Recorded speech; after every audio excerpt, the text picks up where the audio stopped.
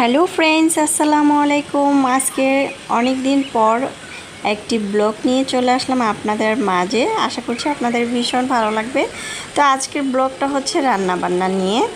আজকে আমি রান্না করছি আমার ভাবির বাসায়। আমার ভাবি একটু অসুস্থ, তো আমাকে সব কিছু গুছিয়ে দিয়েছে, বলল আমার ভাই রান্না বান্না করার জন্য। যাই হোক, আজকে রান্না করছি তাদের বাসায় লাউ চিংড়ি, তারপর হচ্ছে মাছ টমেটো দিয়ে ভোনা,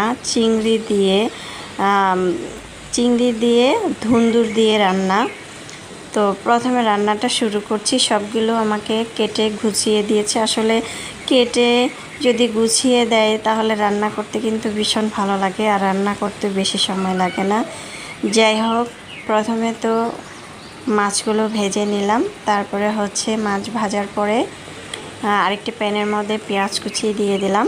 পেঁয়াজ কুচিটা দিয়ে একটু ভেজে নিচ্ছি। তারপর আমি এখানে দিয়ে দিব রসুন বাটা আর একটি তেজপাতা ছিঁড়ে দিয়ে দিব। আজকে যেভাবে রান্না করছি এভাবে চাইলে আপনারা রান্নাগুলো করতে পারেন ঝটপট। প্রথমে কি করবেন, রান্না করার সময় প্রথমে আগে সব কিছু গুছিয়ে নেবেন, তাহলে রান্নাটা আপনার তাড়াতাড়ি হবে আর রান্নাটা শান্তি মতো রান্না করতে পারবেন। অনেক সময় রান্না করব, একটা কাটবো আরেকটা কাটা হচ্ছে না। এভাবে গুছিয়ে নিলে রান্নাটা করতেও মজা কিন্তু। তো আমি কিছু মশলা দিয়ে দিলাম তেলের মধ্যে, হলুদ, লবণ, মরিচ, ধনিয়া, জিরার গুঁড়া, একটু পরিমাণ পানি দিয়ে মশলা কষিয়ে নিলাম। আর পরিমাণ মতো লবণ দিয়েছি, আর দিয়ে দিচ্ছি কাঁচামরিচ কুচি দিয়ে আবারও একটু কষিয়ে নিলাম। সুন্দরভাবে কষাতে হবে। মশলাটা যদি সুন্দরভাবে কষানো হয় তরকারিটা খেতে কিন্তু ভীষণ ভালো লাগে। তারপরে দিয়ে দিচ্ছি চিংড়ি মাছগুলো ভালোভাবে বেছে নেওয়া হয়েছে, ধুয়ে পরিষ্কার করে। তারপরে দিয়ে দিচ্ছি কাঁচামরিচ কুচি, আবারও কাঁচামরিচ কুচি দেওয়া হয়েছে। আর ওখানে তো হাফ টেবিল চামচ গুঁড়া মশলা করে হলুদ, লবণ, তারপরে হচ্ছে ধনিয়া, জিরা হাফ চামচ করে দিয়েছি, মরিচের গুঁড়া। এখন চিংড়িটাকে দিয়ে সুন্দরভাবে কষিয়ে নিলাম। তারপরে আমি আলু আর ধুন্দুর একসাথে কেটে ধুয়ে পরিষ্কার করে এগুলো দিয়ে দিলাম।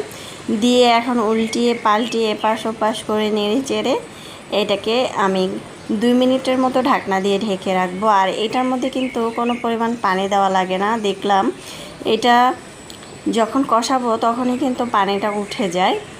এখন ঢাকনাটাকে ঢেকে আমি রেখে দিব। তারপরে আমি আরেকটি রান্না বসিয়ে দিব। রান্নাটা এই তো দেখতে পাচ্ছেন, কষানোর পরে ঢাকনা দিয়ে ঢেকে রাখার পরে অনেকটা কিন্তু পানি হয়েছে।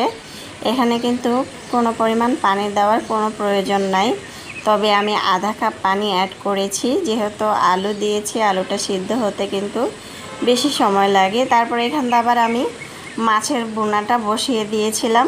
মাছ বোনা টমেটো দিয়ে পেঁয়াজ কুচি দিয়ে সুন্দরভাবে মাছটা ভোনা করে নিলাম। তো মাছ বোনাটা আজকে আর দেখালাম না আপনাদেরকে, শুধু চিংড়ি মাছের রান্নাটা আপনাদেরকে দেখালাম। এই তো ধনেপাতা কুচি দিয়ে দিচ্ছি, আর চাইলে ভাজা জিরার গুঁড়া দিতে পারেন, দিলে খেতে কিন্তু অনেক বেশি ভালো লাগবে। আমার এই রান্নাটা করতে 1 ঘন্টা সময় লেগেছিল। আপনারা চাইলে কিন্তু এভাবে গুছিয়ে রান্না করে নিতে পারেন ঝটপট। সব কিছু যদি গুছানো থাকে তাহলে কিন্তু রান্না বেশি সময় লাগে না। তো এই তো রান্না হয়ে গিয়েছে। এখন আমি আজকের জন্য বিদায় নিচ্ছি আপনাদের মাঝে। আশা করছি আপনাদের ভীষণ ভালো লাগবে। আল্লাহ হাফেজ।